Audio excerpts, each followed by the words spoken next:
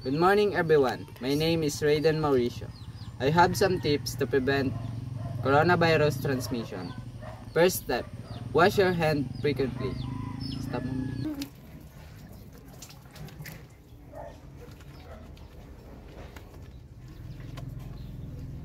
Wow, kuwalik totoo din eh. Mga piling. Sige na, tagalan niyo pa. Kayfay ka dami ng bula ng kayfay. Ay, nagot na ba?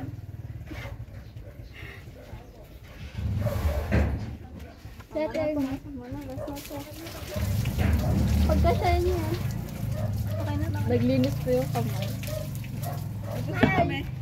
Second step, cut and sneeze into the elbow. Hey, sneeze with your elbow. There's a COVID-19 disease. Okay, next time I sneeze correctly. Step 3, dispose of used tissue immediately. Hey, put your trash to the trash can. Sorry. Thank you for the advice. Step 4, avoid contact with others. Hi, did you see Princess?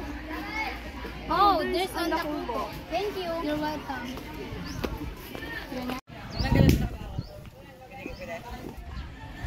Hey, are you Princess? Yeah, I'm your classmate. You're Eliza? Yes, nice to meet you. Hey, avoid contact with each other. Oh, we're sorry. We didn't know that there's a rules like that. Okay. 5 step, avoid crowds and public gatherings. Hey, Raiden, what are you doing? I'm just watching news. Oh. Oh, I saw on the news that we need to practice social distancing because of COVID-19. Okay. 6th step, avoid touching your face.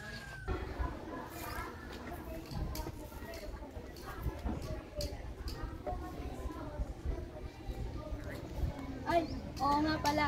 Bawal na pala hawakan ng mukha ngayon dahil sa kumakalat na virus.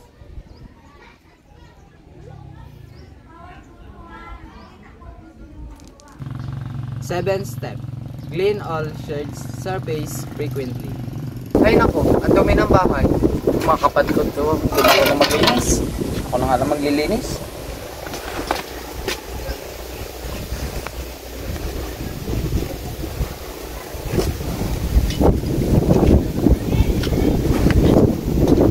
Kuya, ba't ka naglilinis ngayon? Hindi naman natin araw ng maglinis. Nakita mo yung bahay na dumi. Hindi man lang kayo marunong maglinis. Mamaya tapuan na ito ng COVID-19 yung bahay natin. 8. Avoid all non-essential travel.